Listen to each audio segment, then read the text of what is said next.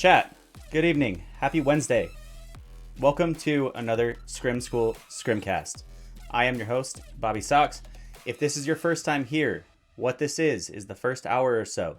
We talk with the guests, we get to have conversations, you guys get to ask questions, get to learn from these two insane players. The second hour or so, we bring in viewers from the community. You guys get to play with these incredible players, learn from them, ask them questions in more of a one-on-one sense, not like you usually get to do in their streams. Our guests this week are Kamiya and Dixies. I am beyond excited. These two are insane. Absolutely insane. Let's get them undeafened and let's get it popping. The moment they release the hand cannons, it's actually just over. Gentlemen, how is it going? Hello. Yes, Kamiya did actually just get partnered. Let's get some congrats for him real quick. So the way we kick this off, obviously, Kamiya, you are a return guest. Introduce yourself. What do you like? What's got you jazzed? Things like that. So hello, I'm Kamiya. Some people call me Justin. I prefer if they just called me Kamiya, but it is what it is. Play Destiny. I've been playing Destiny 2 since launch.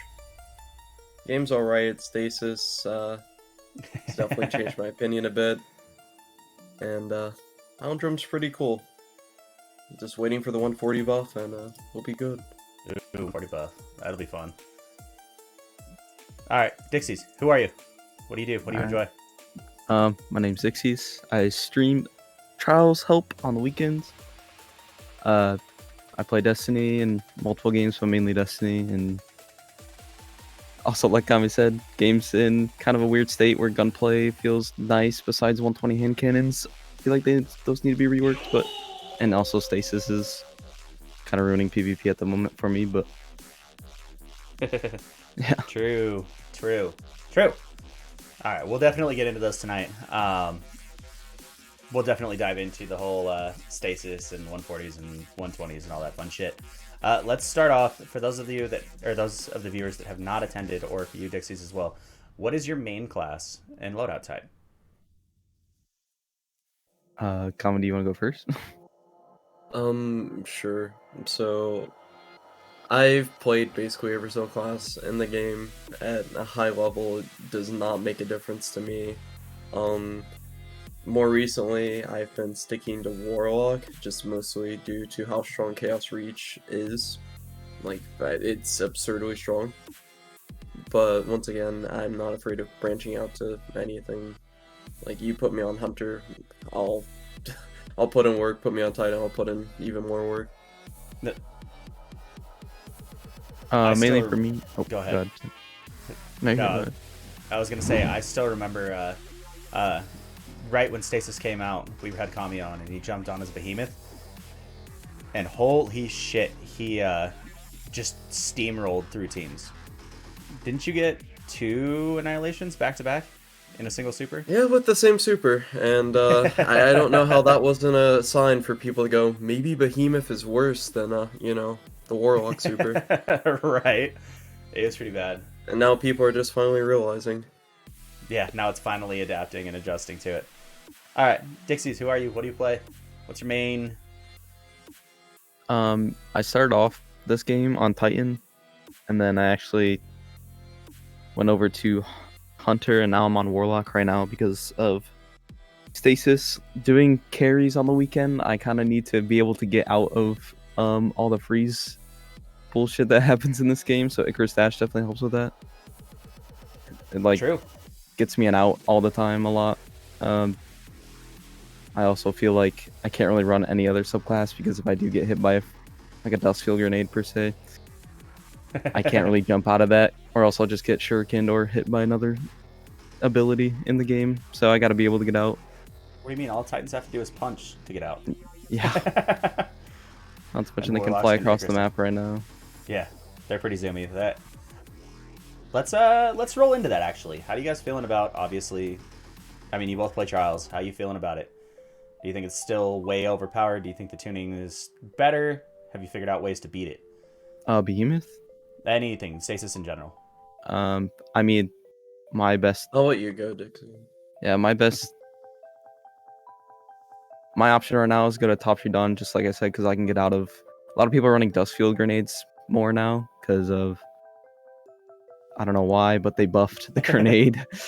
It's the suck, man. And the shuriken buff. I see a lot of hunters on the stasis subclass because of how the kit in that class is just insane to me. Right. 2 shurikens. I don't feel like they need to have 2 shurikens, especially if they're gonna buff the shurikens that do 90 damage and track like sentinel shields. True. And also they get a grenade that will pull you towards the grenade, freeze you, and also kill you now. Unless you have a way out, and the only way out is basically to Titan Punch out of that. Only in Stasis, the Behemoth subclass, or Icarus Dash out. Mm-hmm. So I've just been on Top Tree Dawn.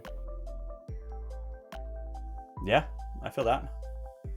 Yeah. Kami, have you figured out ways to counter it now that we've had it for a full season? Besides use Stasis and I think Chaos Reach has made things better, but also made things worse at the same time. And we're kind of in a state of, it's a lot of must picks where if you're not running this, you're at a disadvantage, or if you're not running, that, you're at a disadvantage type. And while there's always things that are meta, whether it's like Antaeus or something like ARs, like, what was it? I think I don't remember the RPM, like 600 RPM ARs. You could still run other things and be fine. There were still ways around it. And you didn't feel like locked into like one loadout option, but with like Stasis especially, and Chaos Reach, you're just, that feeling of just stagnation is just even worse. A lot of people have said that the current meta of 120s is also really stagnant. And I don't think that's a good feeling at all. Right. Because Especially to beat Stasis, you have to run Stasis. If you have to, beat Reach, you have to run 100 Intellect Reach. And it just sucks because you have a lot of really interesting kits, and just more than half just aren't even going to get used. Right. So, what do you guys think is more or less fun to play, the 600 meta or the 120 meta, in your opinion? Honestly, the auto rifle meta was pain for me.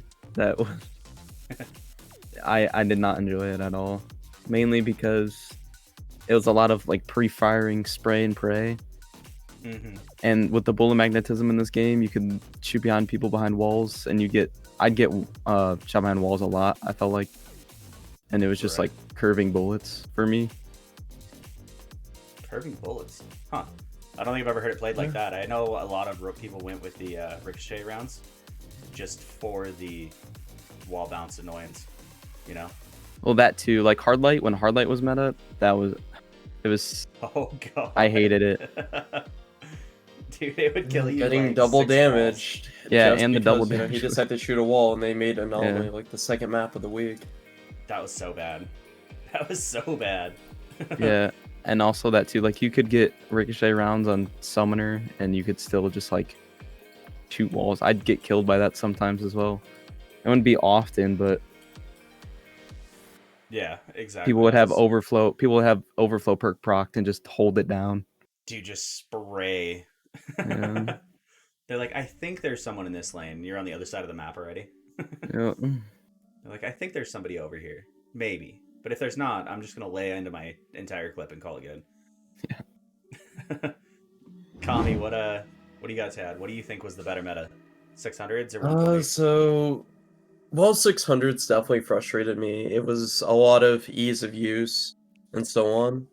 I would still say there was a lot more gunplay, which has always been like the main focus for me. Right now, we might have a better meta when it comes to guns. While 120s are definitely annoying, you still get into gunfights, and when I get into a gunfight, it feels good for the most part. But when it came to just stasis and abilities and everything, people start gunfights by more or less throw a nade. Just throw ability. And so, while 600s were definitely really annoying, I would still say that's probably the worst meta. This meta isn't that much better because it's still primarily ability focused. You don't really get to use your gun as much as you should. Yeah, Yeah, it's this most stuff is people just like interesting. leading with.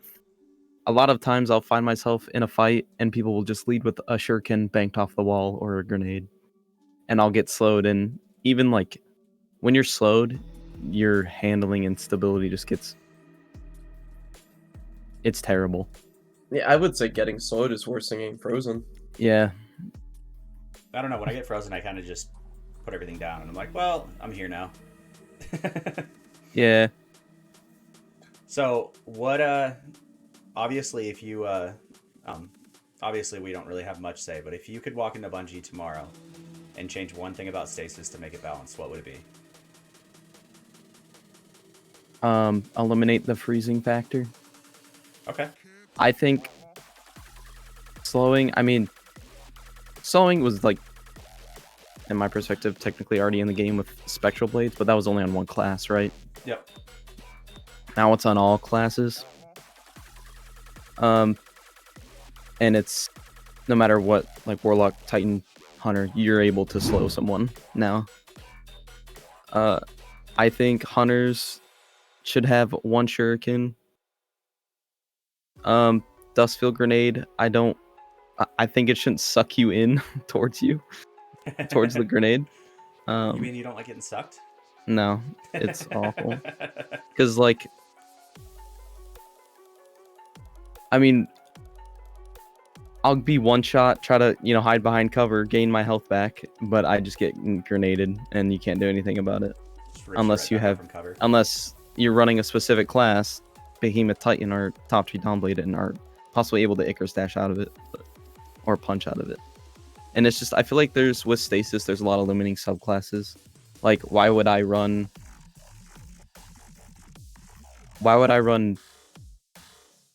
Nova Bomb or like Golden Gun on Hunter if I can't compete? I feel like I just can't compete.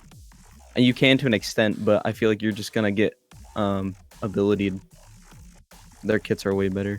Well, let's be real though. All you have to do is bait the ability, and then you know that they can't play afterwards. So yeah, well, sometimes yeah, sometimes like it's you can predict it to an extent, but some people you play against just don't play normal. do what you predict. So it's kind of hard. Right. Kami, what you got? Sorry, I didn't mean to interrupt. No, you're good. You're good. If I had to just one thing, it would probably just reevaluate how like slow works.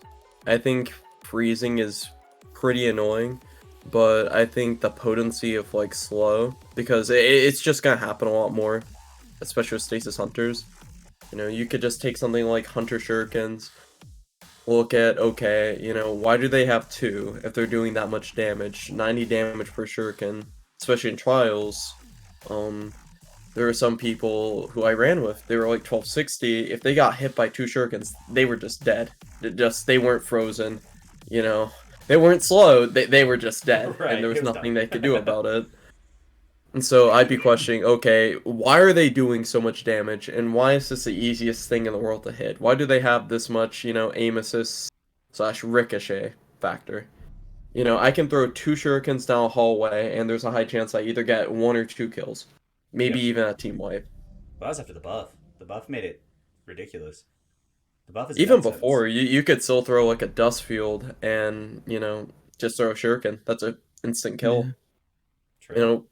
While they did definitely help, if you got frozen from like 80 meters away, they can't primary you for 90 damage flat. You won't completely get screwed over by like a scout or a pulse or like a 120. It's still very much a death sentence because you have the breaking out animation and so on, and that's you're still taking max damage from there. If someone really wants to wait, they can wait until you break out. You take like 50 damage just to break out. They shoot you like once or twice with like a 120. It's just a free kill. Yep. So they just need to really look at slow, especially when it comes to, I don't know if people know this, but if you ever get slowed by like a shuriken or something like Hunter's Stasis Tornado, on something like Arc Staff, you can't even dodge. You're basically just slow walking. Your super's just kind of out there in the open. Mm-hmm.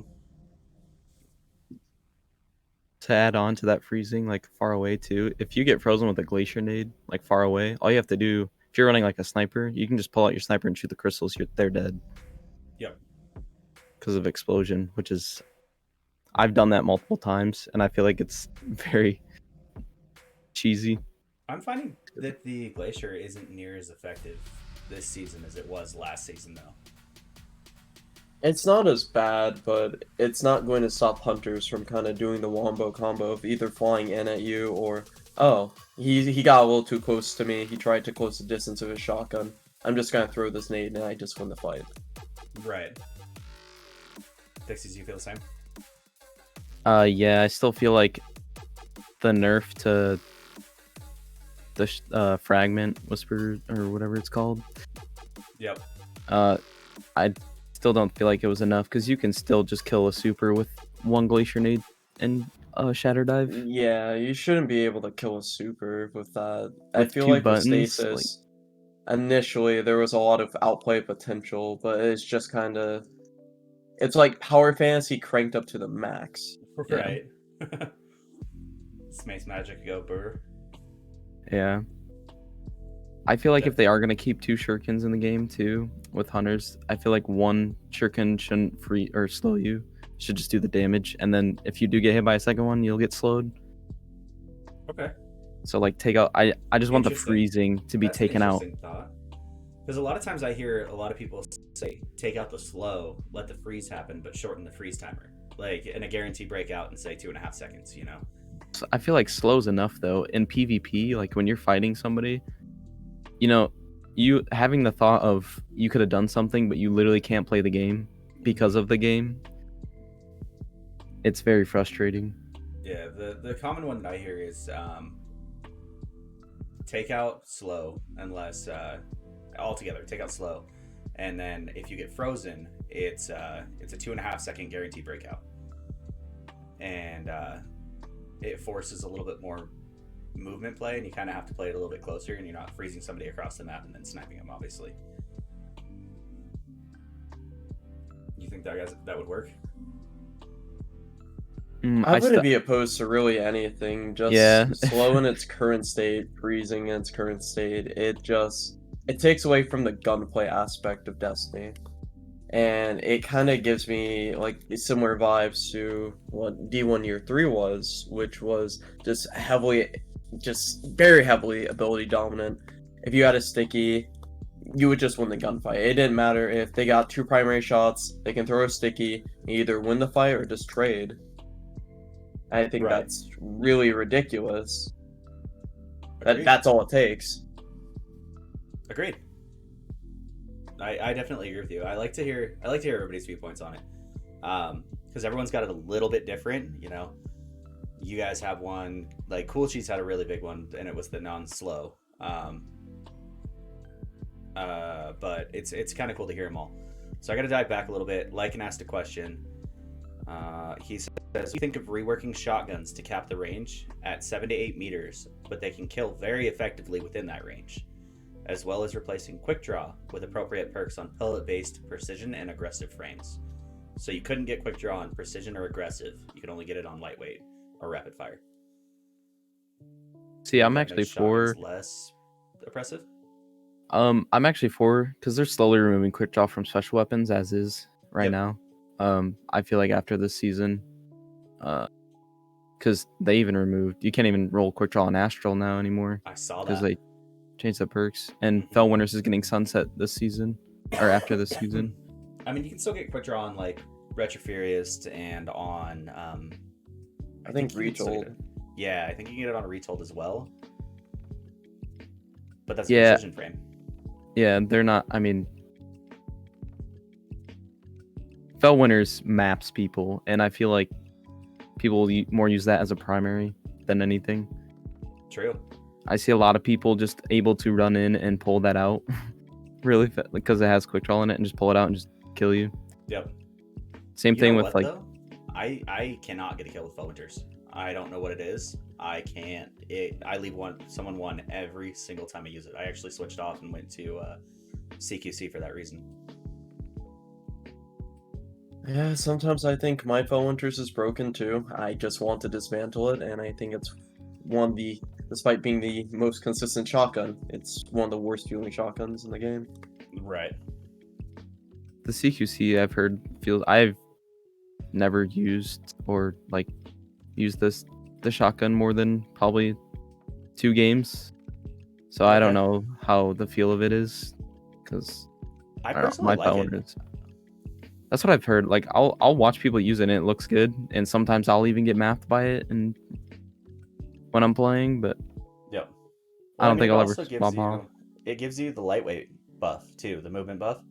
Yeah. And on top of that, like I've got one that's got quick draw Vorpal, so it's got kind of the same rolls as a Felwinters, and I can definitely put down most supers in shotgun melee.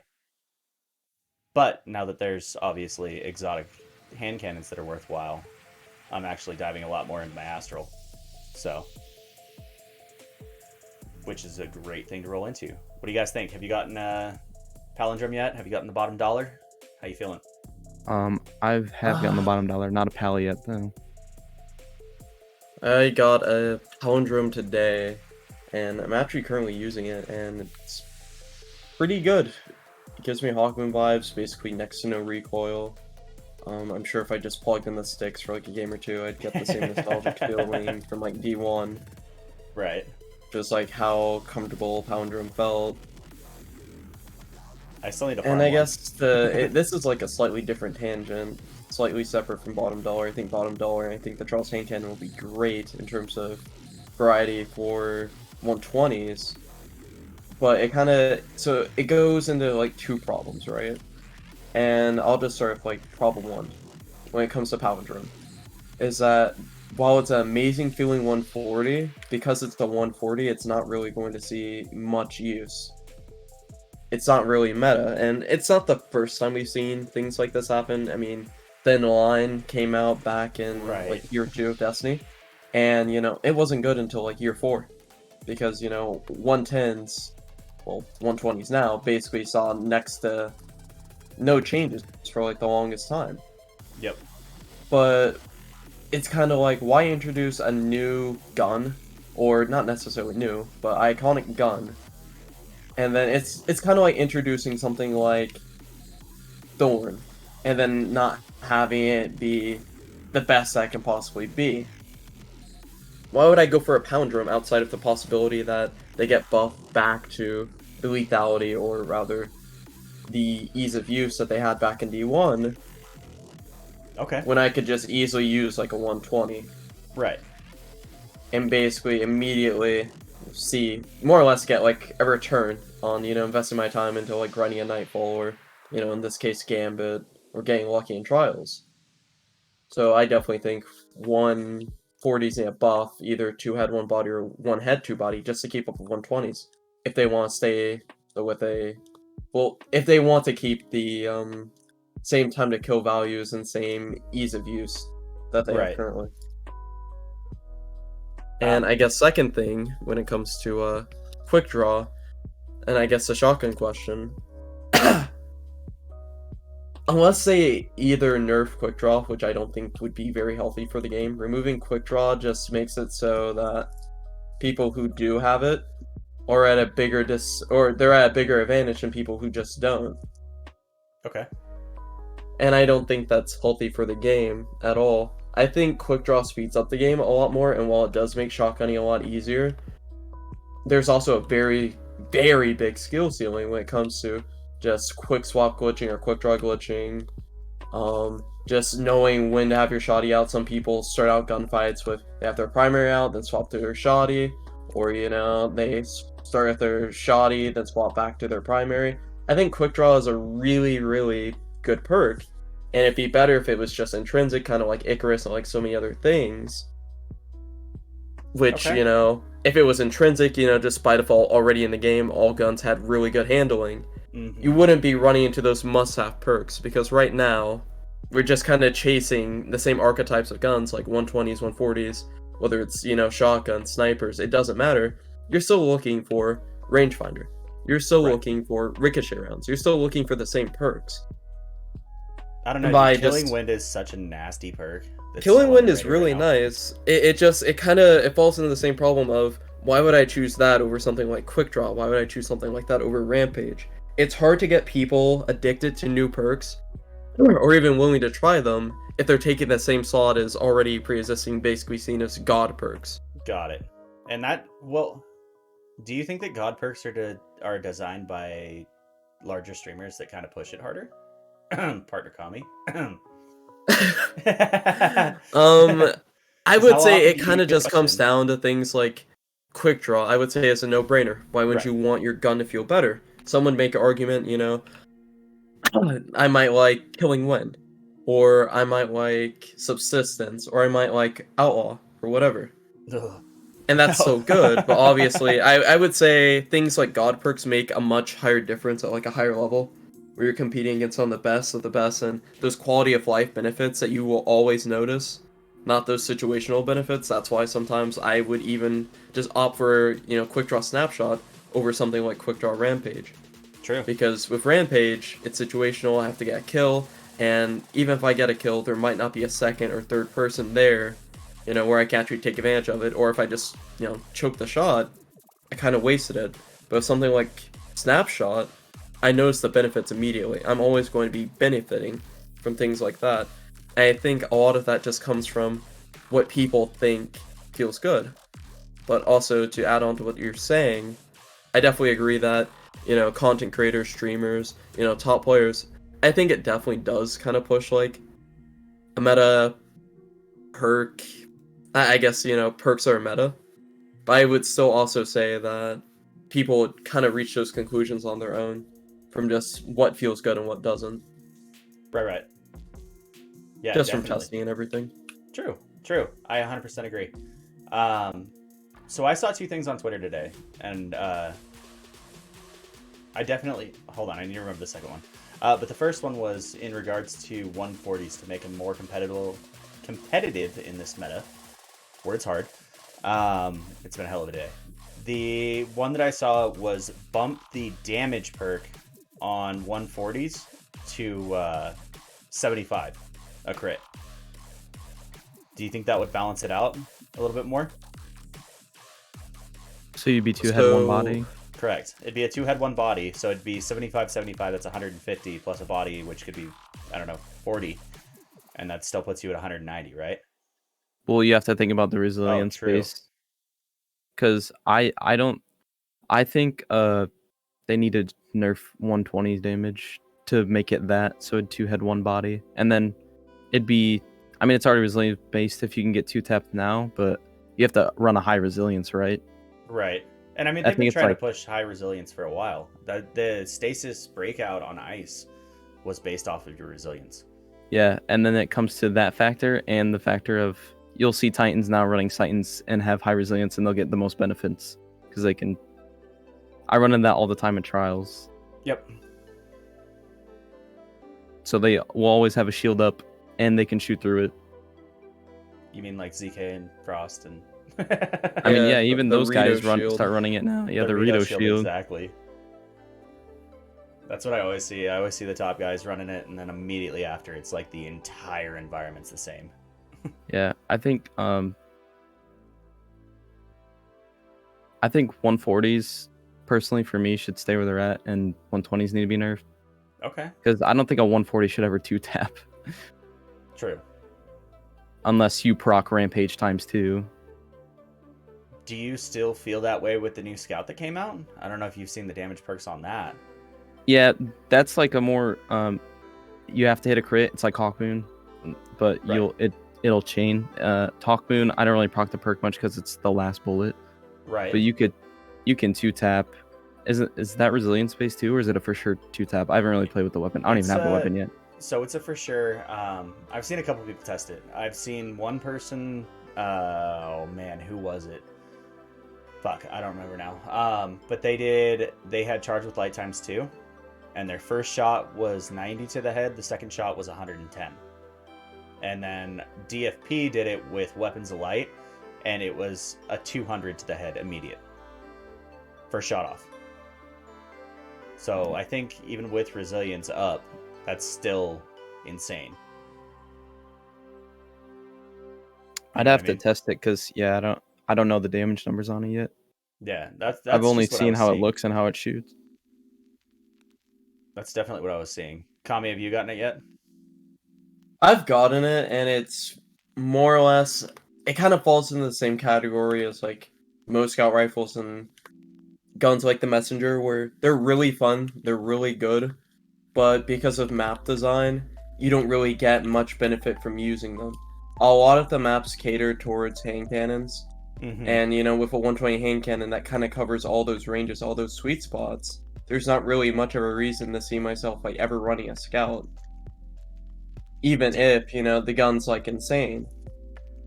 What about people that are like not as skilled with hand cannons? Because I mean, there are. Do you think it was created as a more of a balance against hand cannons? Because a 2-tap from a scout from across the map is pretty. I think nuts. the 2-tap is with the perk, but if someone's chaining headshots that much, you'd be then better yeah, off using a they 120. deserve that kill. I'm not gonna take that away from them. Right. I haven't been on But since when it it came comes out, to, so. I guess when it comes to like scouts or like something like the Messenger of Desperado, is that just that player still probably isn't going to see that much benefit from running something like that compared to a 120. And I would say hand cannons are probably, I'm going to get flack for this, but they are probably one of the easiest, guns to use next to ARs, honestly. Using a scout is honestly harder than using, something like a hand cannon. I agree with Kami it's on that Destiny, one, too. but tracking of a messenger is harder than using a hand cannon. Shit, that actually just made me remember what the other Twitter comment was. There's one floating around that's a copy pasta that says, remove recoil from primaries. I don't know if y'all seen it. I'm not. I don't remember who started it, but it's been floating around Twitter all morning. I was looking at it earlier, and it was like, the argument is recoil should be completely removed from primary weapons. Like 100% removed. What do you guys think? I think I was it about as needs speechless it as needs you to were. stay in the game. I feel like if recoil got complete removed, I feel like ARs would make a comeback as well. Which I mean isn't necessarily a bad thing, but I getting mapped by a 600 in 0.4 was not fun. I mean it's all kind of based on what guns are meta. Because right. I mean I don't think if you're versus a 120 and an AR, depending on what range you're at, you're gonna and who you're playing. I mean, yep. I take the AR close range any day. I mean, right. If I'm facing a 120 up close, 120s up close are sometimes hard to hit shots in my opinion, but true. I agree. But is that part of the actual like splitting of what's the point of having RPMs if everything does the same damage at that range, I feel it's more of an annoyance to be continuously hit by an auto rifle up close and you trying to hit hand cannon shots. Especially with rangefinder, yeah, I would just rather hip fire, just use a different gun. Yeah. In that range. Right. And also, I want to make another comment on the new exotic scout rifle. Personally, after watching and seeing the gun, I would still pick Jade Rabbit over that. Okay. Because one, Jade Rabbit is a 150 still, and it's still 3 taps. Right. From any range. So, I mean, you're going to kill... By the time you even get 3 headshots on me, I can either 4-tap you or just 3-tap you in a matter of seconds. So, I don't know. I'd like to see Jade get a little bit more love. I'm going to be honest. I use it all the time. I think if it did, I think it's very well placed. I've used it, and it's actually a really good scout rifle still. You could use it on Altar of Flame. Like this weekend, I pulled it out for a card, and I mean, it was fine. I felt balanced. Interesting. Do you think they may have shadow buffed scouts in general on prediction of this new exotic. Make it a little bit more, because I mean, Bungie has a habit of kind of over forcing meta and then pulling it back. Do you think they may have done something like that with this one? I still think scouts feel the same. I didn't necessarily see a buff or anything. A shadow buff. It'll be hard to ever see a scout meta until we Yeah. actually see maps that are more suited for it. Because on a map like Anomaly, are you going to see anyone using a scout? On a Yeah. map like Exodus, maybe Right. if the glitch spot still existed, that was the most scout usage I ever saw. Yeah, no kidding. But on most maps, they just don't cater to long-range gameplay. Or it's long-range up to a certain point, and even then, it's just kind of like with a 120, you're not going to need to go past 40 meters. That's why rangefinder, which is usually a must for most hand cannons, that extra 1.5 meters isn't really needed on something like a 120. Right. I mean, I could see that. God, I just love to see maps. I'm gonna be honest. I don't even care if we get like that fucking moon map where you were able to drive sparrows around it. Like, I just want maps at this point. Oh, I guarantee you'll see Jade Rabbit pulled out if that map came back. Oh, facts. Are you Even back well, then. I think, was- I guess to weird. talk about maps a little bit. Yeah, we'll definitely. dive When into we that got too. those D1 maps for Trials of Osiris, initially I was hyped, but I quickly realized we even tried out in, threes and everything.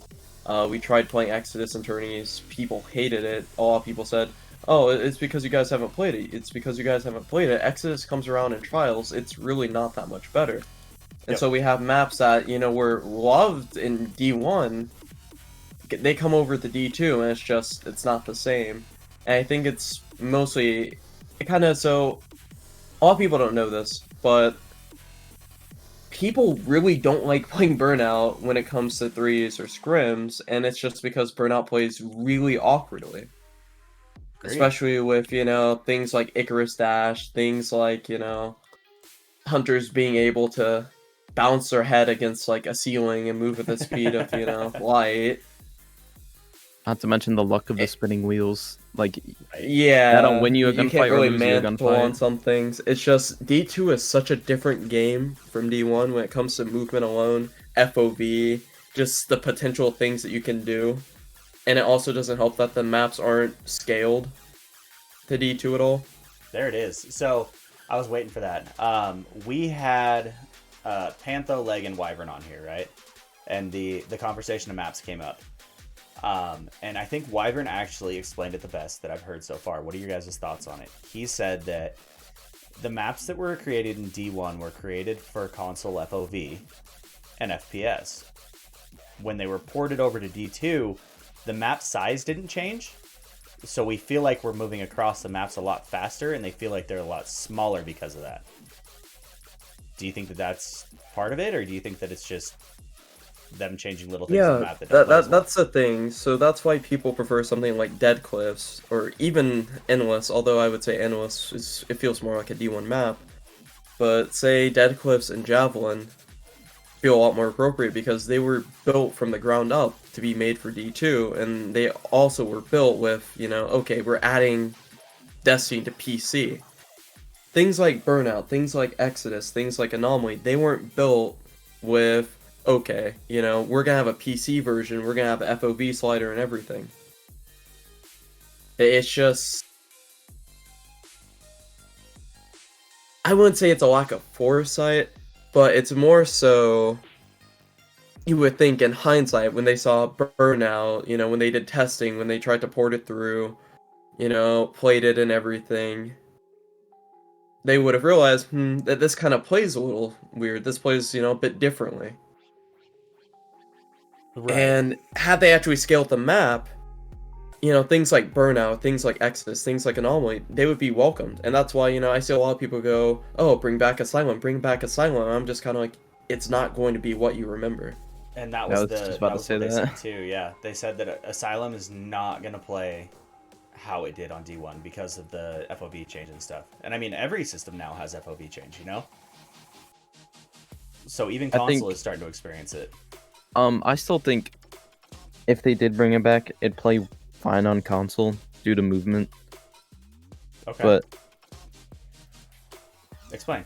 If Why- it, I mean, because most of this game, if you have more FPS, you're already at a higher advantage. Even with like super, how far you can go in a super. Yep. I mean, it's because you're locked at 60 FPS on console, so everyone's on the same. I thought that it could go up to 120 in Crucible. Could it? My understanding. I don't really know. I think it's locked at 60 in PvE, and it can go up to 120. Yeah, it's locked correct at me if I'm wrong. 60 in PvE, but in PvP it goes up to 120. I think on the Xbox Series, not the new one. I think it's the S. Yeah, that's what I'm thinking. PvP too. is just locked at 60.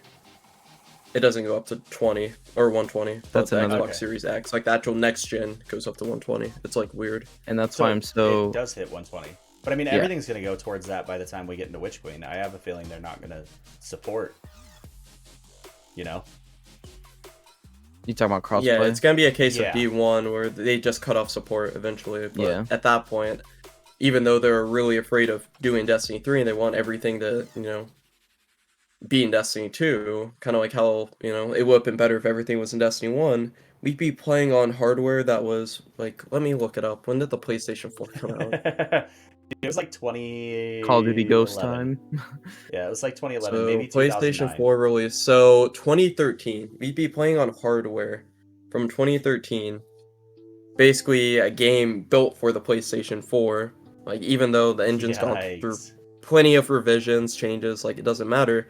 You would run to the same problem as D1. D1 could only go so far because the game was it was built for the PS3, Xbox, 360. Right. Even if they drop support, that doesn't change. So while the PC version, we're still gonna be fine, Yeah, sure, our graphics might not be, at the same level something like Cyberpunk or whatever. I don't really care for graphics. I've always cared more about frames. Right. Overall, just the potential that what Bungie can do is limited just by that, engine or hardware restriction. True. And I mean, they upgraded the hardware or the engine by moving over to the physics. I don't know if y'all noticed, but this season, if you look at your constant frame rates, they're up by like 30 frames versus last season. Have you noticed that? A little bit. I mean, I average like 180 to 200 either way. Yep. I didn't really, when people were talking about the frame drop, I didn't really notice it. I was still on the same averages I usually do. I mean, I was holding almost 220 constant before the new engine, and I fell down to like 170. So I saw a pretty big dip, and I think I'm back up to like 190, 200 now. Just with more stuff that they add to the game, it's just going to bog it down more. I could say that with like a 1080, not even a 1080 Ti, when Destiny 2 like first came out, I probably had like on par frames just simply because there wasn't as much stuff. Meanwhile, I have like a 3080, I have a Ryzen 5900X, and in sixes, I barely average above like 180. It dips from like 160 to 180, just constantly. Yep. Now include streaming into the mix, and it's really fun watching my frames go down to like 140. Serrano made a really good point.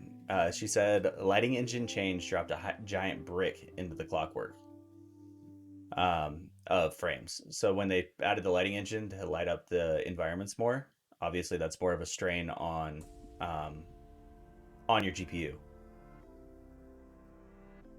So I'm wondering if that's they maybe tuned that back a little bit. I haven't really noticed.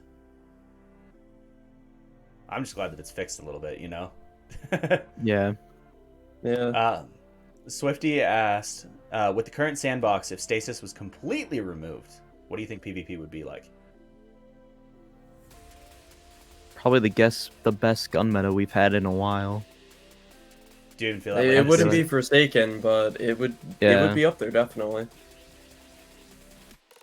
See, I actually didn't play Forsaken as much as I would have liked to. So I can't really give a good statement on the Forsaken meta, but all I know is a lot of people loved it. And Yeah, see, I I mean, played I'll watch Forsaken on gameplay back console. during that time, and it looked pretty fun. It was fun. I played it on console back then. I just I say recently. I just came to PC probably 6 months ago, and I can't go back. But Yeah. Yeah, no, I've gone back to PS4 to do a recove, and it was not fun. Same. It was pain. It was absolute pain. Like head pains, and Yeah. I felt like I was moving through molasses. And Yep.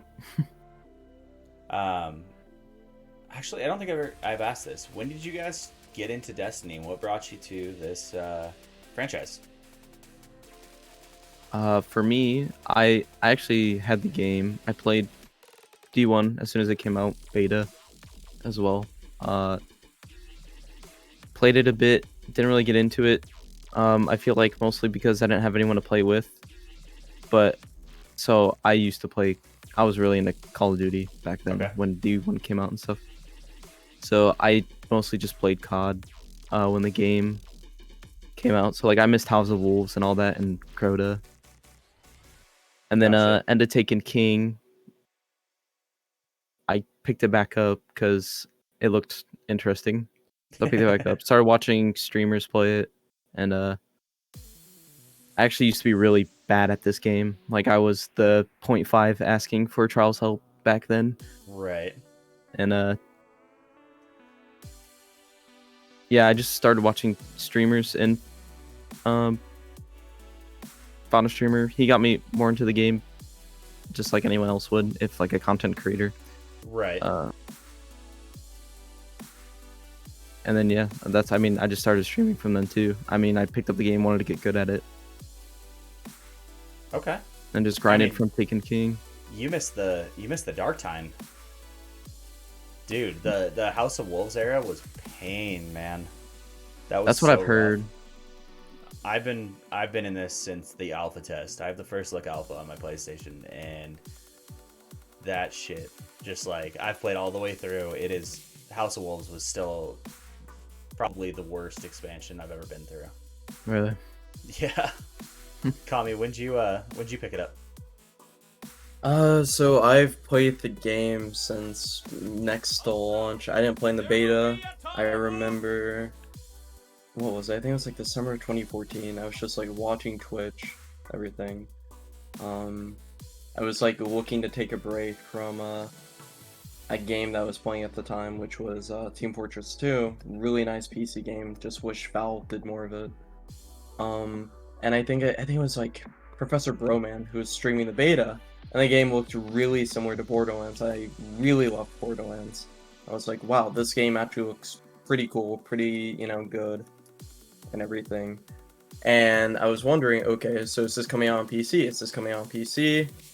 And I was just instantly disappointed, but I was like, I still have a PS4, I guess I can play it, see, how good it is.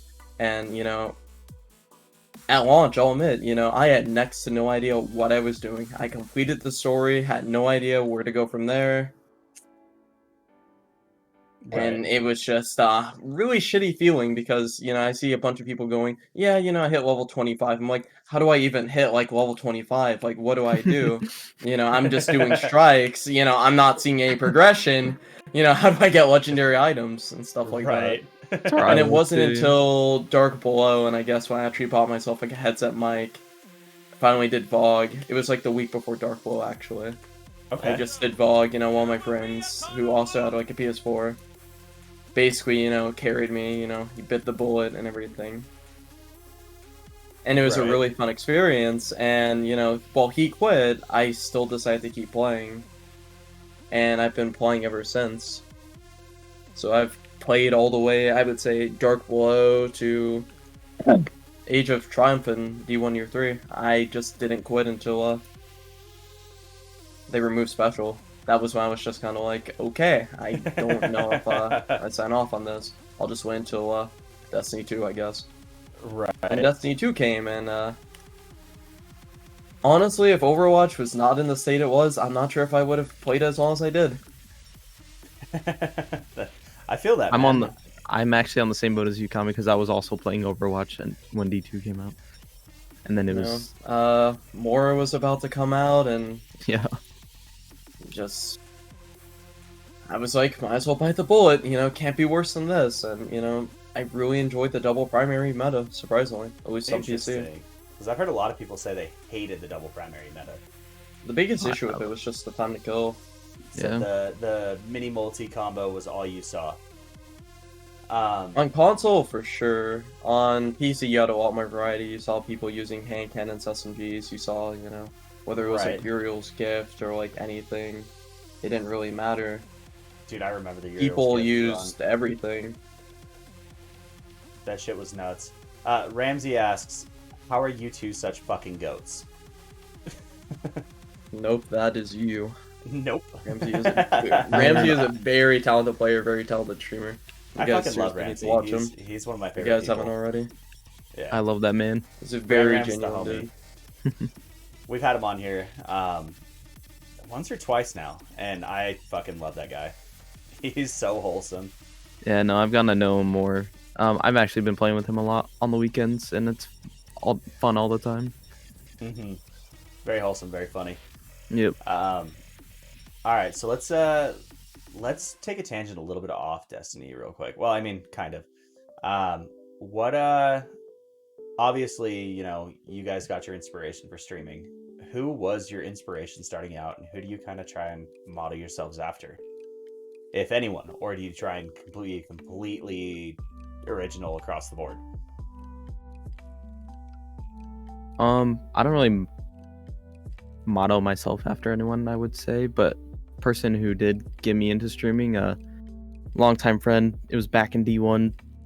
His name was Michael, or RSL is what he went by. He doesn't stream anymore. He's off to bigger and better things, but he wasn't even a big streamer either. I just a really nice, genuine guy, and he was streaming, got me into it, so I just kept doing it from there on. Okay. Do you look up to anybody now that kind of boosts you that way, or? I mean, I have people who, push me and everything. I wouldn't say. It's kind of just like a routine for me now. It's like part of my daily Okay. schedule. I make it my daily schedule because I like to do it. I mean, it's fun. Right. I like to, But I guess you could put Crafty in there as well. Real Crafty, when he played Okay. Destiny. I mean, I still watch him now as is. I think he's funny and a great streamer, but I feel that. Kami, what got you your start? Who do you admire and who do you look up to? So, I guess my answers changed like very drastically from like D1 to D2. But back in D1, so I would say it was like average up until like year 3, where I became like decent above average. I really envied people who played in sweats, and because I came from PC, it was like really awkward for me to get used to something like PlayStation voice chat, or not being able, like, it was just very very complicated, and it felt like I was I time traveled Right. back to the Stone Age, and I was just clueless. I was so afraid to make friends that like I just LFG'd my entire way through like the game, really. But when I did watch sweats, people like Ambu especially, I just love this energy, all the way from like year 1 to year 3. Pashi, people like Gabe and War, Walla in year 3, Sir D in year 3, Body. It's just a lot of the D1 sweat players who, might either no longer play Destiny or done with the franchise. I really Right. looked up to them because this was the pinnacle of skill. I really enjoyed watching their streams and everything. It was fun watching Gabe, skate across the map. And I would say that this is my personal opinion, but in D1, at least compared to D2, I felt like there was such a larger skill gap and skill ceiling, where I could tell, okay, that guy was just out of this, like, completely better than me. Compared to D2, where I feel like, everybody was within reach. Even back when I played, in tourneys, there was still a decent gap between, the top 3 teams, but everybody felt beatable.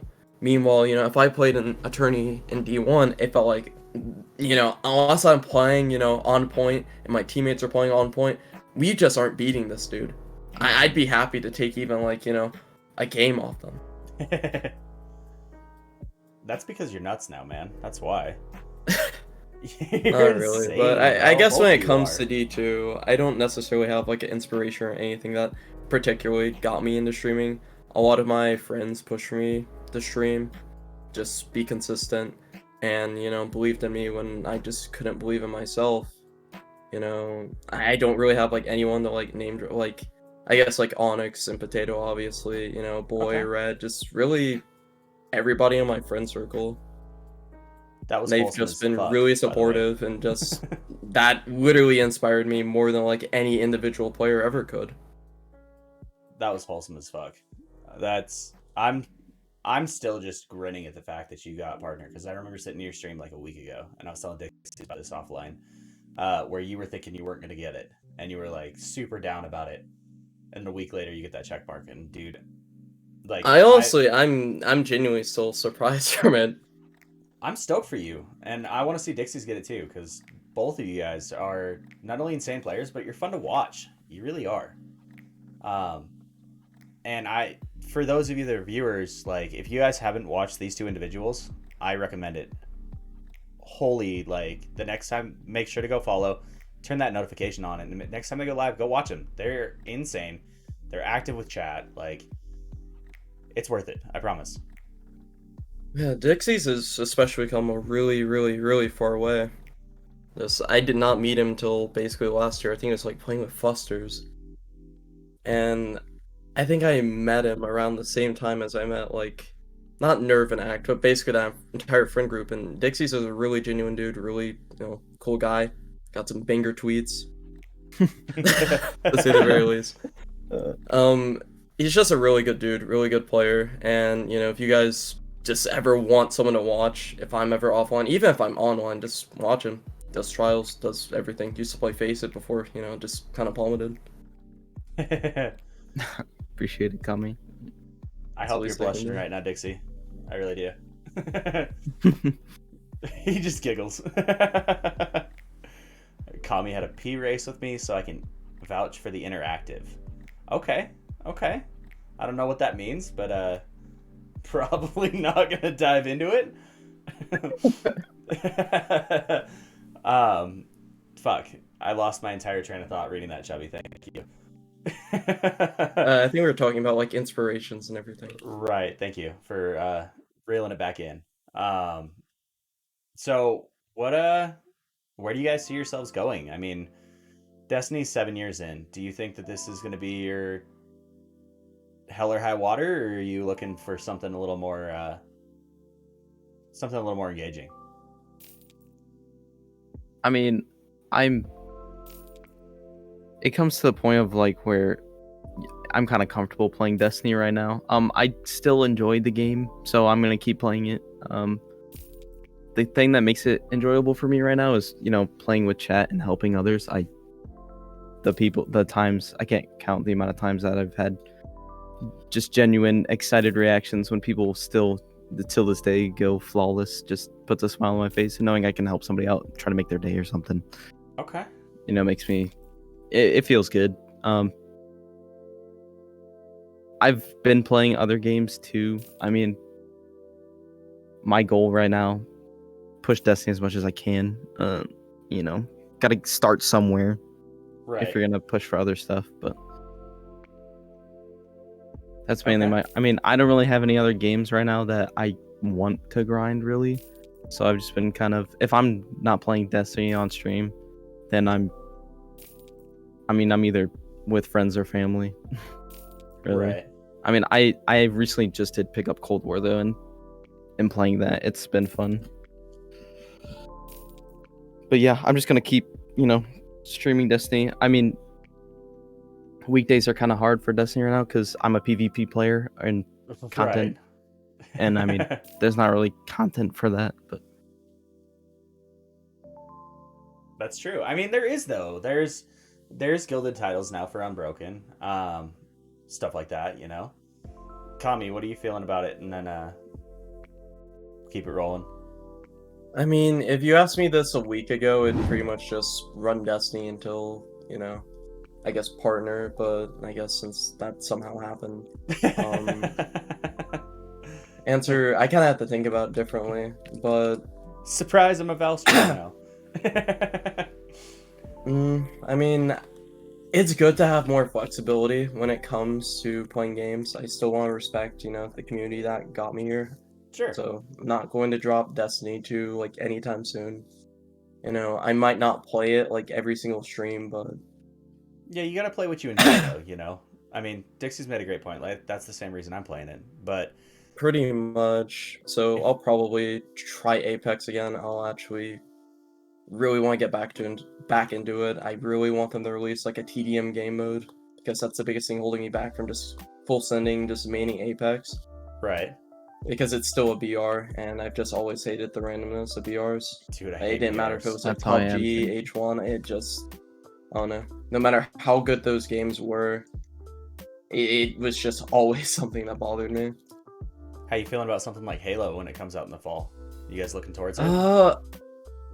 I'll definitely play it. Just when it comes to things like tourneys and stuff like that, I feel like you're still gonna be limited if you're not running a controller. You're probably gonna be at a disadvantage.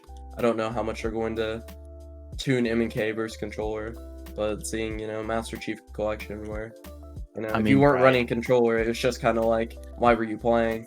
Yeah, Yeah. it wasn't optimized for M&K at all. I mean, even to this day now, Cold War, you can't, like, there's controller limited for, like, tournaments and stuff. Yeah, so I don't think that's really going to change. Just competitively, I don't really, not looking for that much. I'm looking for like that PvP itch. I'm sure I can play Val. I'm sure I can play Apex, and I'll be fine. Right. It's not about like trying to go pro. It's just about trying to have fun at this point. So, Yeah, I mean, enjoying the comes game to- is top for everything, So when it comes to single player games, gotta try Outriders. Demo's coming out in a week. Okay. I am Looking forward to excited for playing that on Valorant. stream. It looks good. Trying to think, is there really anything else? I mean, I'm probably just gonna continue playing like GTA from time to time. Like, maybe the Minecraft update when that comes out. That's looking very fun. You gonna turn on that RTX and get it at the insane graphics? Yeah. I'll actually watch my PC fry at the same time too. It's actually going to be boiling an egg. Dude, If I even try that. I have a 3080 and I was waiting to see like in those. I've seen videos on it and it's just insane. It just looks visually insane, but I also know at the same time I'm just gonna actually have like a heater like in my room at that point. You should start it now. That way in the middle of winter you're toasty. You don't have to turn the I heater mean, on I in might the be able to house. do something for all the snow we have outside. Bro, that's what I'm saying. Just turn it on now and the area around your house in like a 20-foot range will just be a puddle. Going back to the trials carries, Dixie, because you said that you're really enjoying it. I have a pretty cool story that my minor flex for the night. I got to carry somebody this weekend that was completely mute and survived 2 rounds of leukemia. So she couldn't talk. She couldn't, her reaction times were obviously slowed, and she was super down on herself. And we ended up getting her flawless for the first time ever. Ever. And it was probably the most wholesome experience I've ever had. So it was like those little things right there is what drove me to be a streamer and what kind of reminded me how special it is to be with communities, And you kind of reminded me of that. Yeah. Then, yeah, like those once in a blue moon opportunities you get. I mean, they're great memories to have. Oh, I'm never gonna forget it. The craziest part is I got currented twice and I had a flawed card. Right? So I was like, we were on game 6 and I had a flawed card and I was like, fuck. All right, we're gonna run it out anyway. Let's go. In our game 7 we matched. Holy shit, I'm blanking. We matched Eclipse, Nita, and Nuff. All 3 insane players, right? Mm-hmm. Yeah. And they steamrolled us. And I sent a message over to Nuff and I was like, hey dude, this is a special carry, and they backed out at 0-4 for her first ever flawless. That's And they really just nice of them. yeah, Yeah. dude, it was nuts. And that Like Nuff and Eclipse, and like they're all really good people, really good players as well. they steamrolled us, dude. Like I sniped Eclipse I think twice, and I was stoked, just because I know how good they are. And for them to back out at 0-4, it was like the most wholesome experience, because they probably would have had a flawed card too, if I had mine in Yeah. current, and it was like they Right. still had theirs, so they got me and Peace got to, or Peace and Serana in chat got to go to the lighthouse and like hug in front of the chest. Yeah. And that's something I'm never going to forget. It really isn't.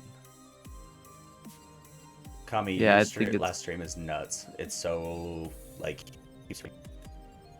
Yeah, my ISP during a power outage and winter storm, it is something else. I forgot about that because I was sitting in this stream.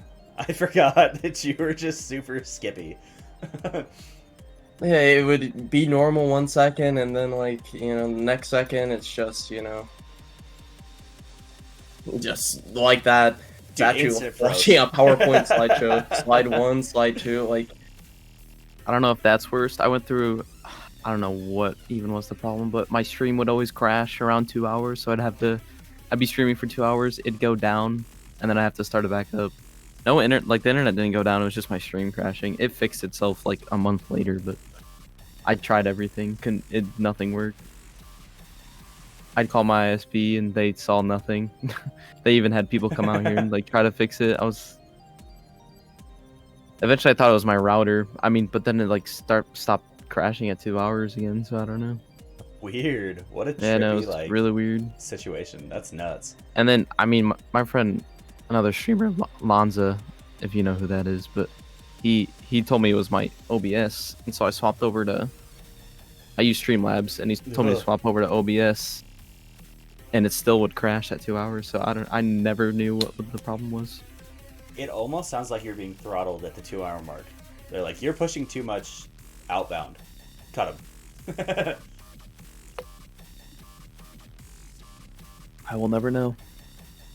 Do you guys have one of those experiences? I'd love to hear it. I want to hear some wholesome trials, Carrie. Do you have one, obviously, from D1 and D2? What's one that stood out to you that's like that one, I'd have to think. Whenever I get a 20-minute card, that is always memorable. But is it 20-minute card Just, stacked or a 20-minute card on a recode? Or carry? Carry. That was actually, so I had a carry not too long ago. It was before Beyond Light. We actually got a 20-minute card, I think, on Javelin. And it was just a mix of like people either backing out like after we get like a couple rounds on them, or just straight 5-0s. Okay. And it was exhilarating because that was like the fastest cards have ever been since, launch. Where you could push out like a 25-minute card, no cheaters, like no sus behavior, like things were fine. And I guess besides that, then the nicest carry I've ever had was a married couple, actually. And they both had never been flawless, not even in D1. It was both their first time. That's fucking dope, dude. Actually, like, the only way that story would have been cooler if it was like, this is our wedding, like, honeymoon gift. I mean, I respect it. If they want to spend a honeymoon on Destiny 2, be my guest. I respect it. I mean, if that's what they bonded over, maybe. I mean, I have a couple friends. Yeah, there's a lot of D2. people who've like met their partner through like Destiny, or like Bungie games and stuff like that. Yeah, my friend Fishy, Shut Up Fish, and his girlfriend both met on Destiny, and now they're living together. So I see it.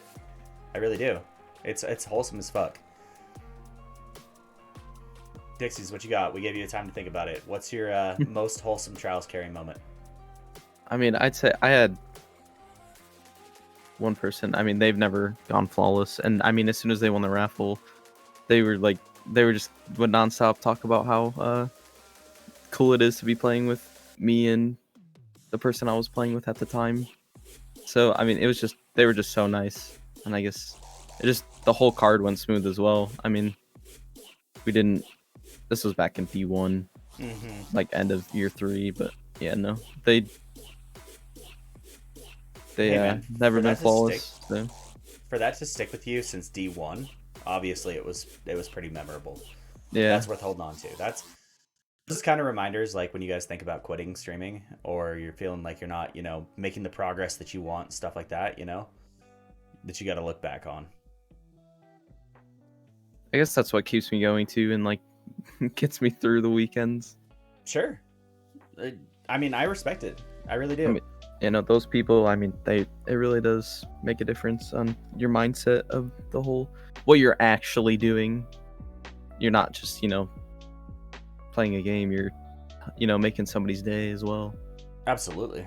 Shit, for some cases, dude, I've talked to quite a few people that have like been flawless once at the beginning of the like when trials came back, or flawless in Trials of the 9 with a carry, and haven't been since. And to them, like, for you it's your 10th card of the weekend, right?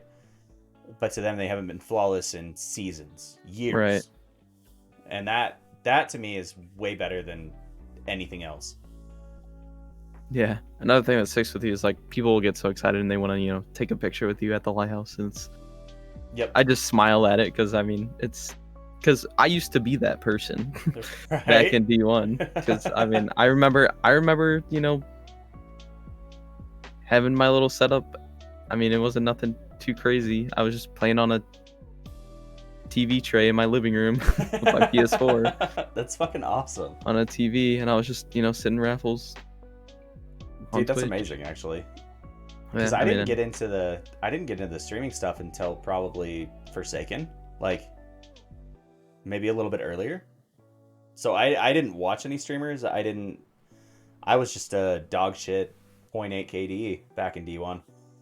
And I never watched any streamers, and I did any raffles. Like, I went into cards and got absolutely donked on with my other PvE friends. And then I started actually like diving into it now in PvP or in D2, and I was like, oh shit, this is fun. I enjoy this. Yeah. But chat, we are at 1 hour and 16. If you guys have any questions, feel free to type. We'll give you a couple minutes to open up your thoughts for these two. Otherwise, we're going to open up into the practical portion. I don't want to keep them too long. That way, chat can ask some questions too. Chat's been kind of quiet tonight. They've been debating about shotguns and. Yeah, no, I guess to kind of put like a nail in the coffin when it comes to shotguns, is that once Fellwinters gets sunset, I think people will realize just how bad shotguns are right now. Because I don't know if people remember, but I think it was like basically last year, whenever Trials dropped, shotguns did receive a nerf. When it came to like consistency, it was like something along the lines of, ADSing no longer has like a benefit. You can hip fire and you basically have like the same like distance. Right now, I just hip fire, or not hip fire, but ADS out of just muscle memory. I've been doing that since D1. If you had shot package on your shotgun, you have to ADS. Otherwise, you're just kind of wasting it. Even if you don't have shot package, it's still better to scope in. Right. I do not have it too, especially with the CQC. So we did have that shoddy nerf for like a little bit. My mind benders went from maybe 9.5 to 10 meters of slide shot. Decide to work, to all the way down to 8. 8 on a good day, and 9 if I'm feeling really lucky. I hit the lottery. And it wasn't until Fellwinters came out that mold was actually broken, and people start to see, oh, my shotgun's mapping. Things are a lot more consistent. But once Fellwinters is gone, you're not gonna see that. You're gonna realize a lot of shotguns can't roll quick draw opening shot. We're gonna be using things like Retold, and be using things like Xenoclass, and we're gonna realize, oh wow, maybe shotguns weren't as problematic as, I once thought, and it's mostly just Felwinters, because when do you see people use something that isn't really Felwinters, especially with the kiosk? And it's just kind of like you really don't. You might see like Astral, you might see like a CQC, from time to time, but for the most part, it's very stagnant. Do you think that Felwinters is still going to be do you think that it's going to be gone now, or do you think it's still going to be pretty dominant in like a quick play type setting? I think it's still gonna be the go-to for like quick play or comp, or just sweats, because there's no point in using any other shotgun. Unless they come out with like a Matador 64, for the kinetic slot, I compare like my Palindrome with it, something like that. That'd be really nice. Right. I would actually love that. Or they just start Yeah. introducing shot package shotties.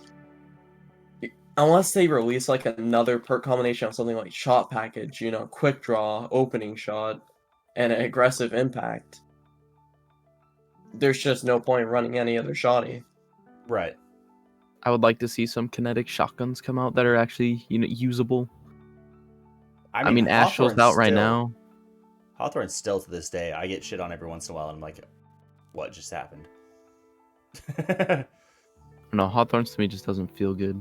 Dustrock Blues. I mean, we had Dustrock for a while, Yeah, but you can't really was use it. really good, especially back during Forsaken. Yeah. Yep. Honestly, I'm not even opposed to the fact that Astral doesn't have quick draw. Yeah, me either.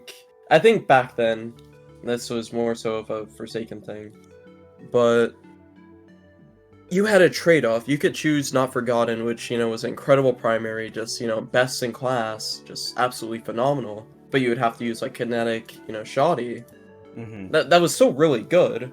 Or you could choose something like Ace or Thorn, or there were some people like Walla who ran Last Word Shotgun. You could run any of those combinations, put on like a Retold or Mindbenders, and while you have Quick Draw, you don't have necessarily the strongest primary in the game. Right. And so I really like that trade-off, and I wouldn't be against seeing something like that come back.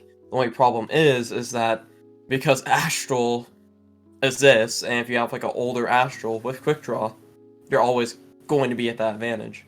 Yep. Now, does that mean they nerf Quick Draw and, look at... I don't think so. I don't think we should be nerfing perks, to boost other ones up. I think we should just, buff other ones up to make them, valid options compared to, like, Quick Draw or, say, Snapshot. Right. Interesting. That's an interesting thought, actually. They even nerfed Quick Draw back in D1. I think it was, like, D1 Year 1, and then again in D1 Year 3. And Quick Draw was still favored over a lot of perks. Just running Arc Strider. Why would I run, what was it? I think it was Fleet-Footed or Knee Pads? Yep. I could just run Quick Draw. Alright, so we got 3 questions in chat. Swift says, any advice for tiny streamers wanting to get into doing carries, or advice finding other PvP players to play with? How did you get your foothold? Dixie probably has like a lot more experience than what I do when it comes to like trials and stuff, like carries and everything. So yeah, I mean, I kind of just got lucky. I've known Foster's great player for a while now. Me and him started out when like Charles wasn't even the game anymore. It was just only PvP content was like comp carries. So me and him would just grind out comp carries, and then that's how I kind of started my following, I guess. And then I'd match streamers, and I guess it's just I don't really ask anyone to play. I mean, I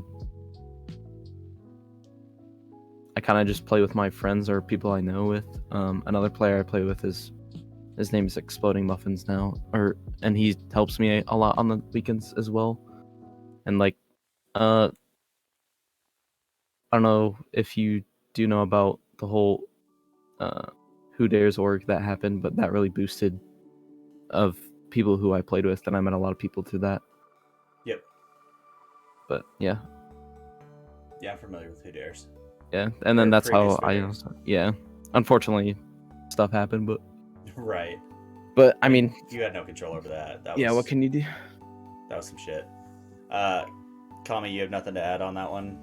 I mean, I guess I didn't stream so I did stream on and off for like a pretty long time. I played a bunch of games back when Twitch was just called Justin.tv. Like it, I've been around for like a while, but I didn't actually start consistently streaming until the summer of last year. And even then, I still took a break once school started coming around because I just had to choose, streaming or school, streaming or school. And I could have done both, but just at the time, it just seemed like the smart decision to just Right. prioritize school. But I guess similar to Dixie, I did get really lucky. Not even with just with clans boosting up.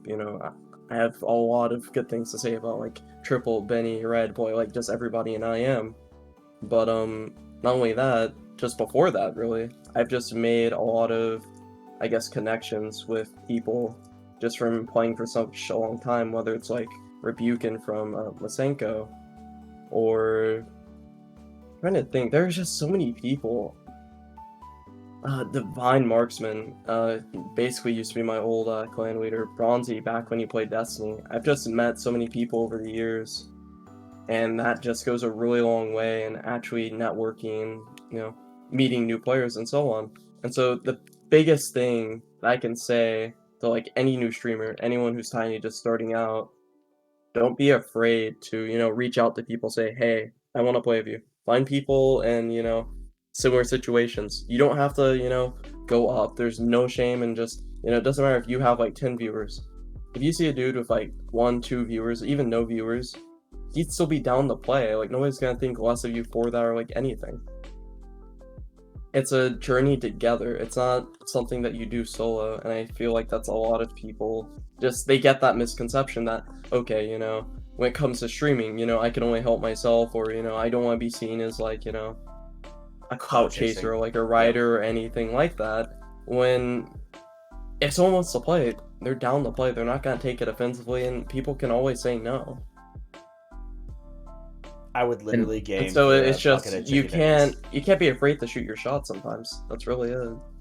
And if people do say no, don't get just. I see a lot of people asking, like, people say no. Don't get discouraged by it, Don't or get like take it personal. discouraged. Don't take it. A lot of people take it personally, but I mean, some people, just want to do their thing and play with, who they're comfortable with, and that's Yeah. okay. I mean, another thing too like that is join community like Discords. I know, like, T-Shell has them, and people are always looking to play. Garrison has a community Discord. People are always looking to play in there. So, Yep, I agree. You can LG with some people, and you can legit become lifelong friends just Yeah. unexpectedly. Yeah, I mean, I 100% feel like that. So, to give you an idea, I send out a shit ton of invites to this podcast, and I get egoed a lot. Like, a lot I get egoed, and I still keep shooting. That's kind of the base of growth is shoot it. I mean, I never thought that I'd get Kamiya and Dixies on here. I never thought that I'd get Red or Rezo or, Ramsey or any of the guests that I've had, honestly. I keep shooting that shot. And that's kind of how it plays out.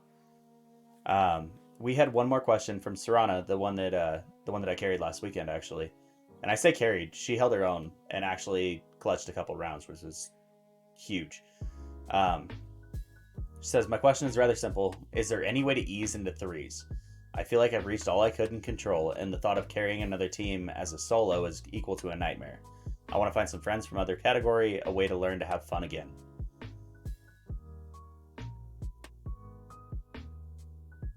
So threes I guess the same advice applies. I remember back when scrims were fours, and basically, threes were the go-to. I was really bad at threes, like really bad. I went from being, someone who was, pretty decent at fours, someone would consider top player, I thought, average at best, stuff like that. And I go into threes, I'm just getting absolutely destroyed, I'm playing against people who have been playing threes since D1, who know what they're doing. Know maps like, a lot better than what I do, know how to hold lanes, and just have like years and years of synergy. And what helped me was just playing with people that, I'm friends with, just playing for fun. Just you have to be willing to, whether it's like the elimination playlist or it's just like friendly pickups, you have to kind of, get your feet wet, first, and it's okay to, it's okay to bottom frag. It's okay to be that person because you're learning. Now, look at what other players are doing. Watch streamers. If you see someone, whether it's like me, Dixie, Bobby, like, it doesn't matter. If we're doing threes, look at what we're doing. Ask yourself, okay, why are we doing, X, Y, Z? And, if it makes sense, if it's a good play, then alright, then you understand why it's a good play. But also look at the mistakes that we make and go, okay, where could we have done better here? Always improve. I like that. Yeah. I like that a lot.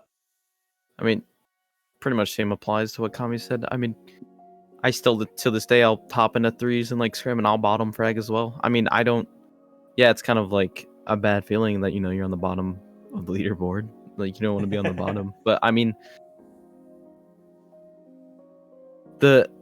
you being on the bottom doesn't necessarily mean, threes is There more are just about, so many factors in yeah, Destiny. and also like if I'm on the bottom but have, less deaths than the guy on top, I feel like that's a win. Because you're not necessarily throwing lives, play your life if you aren't doing so well as And also even times I team bottom shot. fragged had like the most damage. Yeah, that too. Like it does not mean as much as people think. Well, I mean, with stasis, I'm gonna have the most damage. Yeah, but with stasis, a lot of things can happen, and I did 10,000 damage. I got 1 kill. No, I love that. That's actually, dude, I'm stoked to have you guys both on here because you're both so like calm and focused and not like shut off from the game. You know what I mean? Yeah. If that makes Yeah. sense. We're at an hour and 30. We ran a half hour over. Let's switch over to the practical and start pulling some people in so they can ask you some more questions.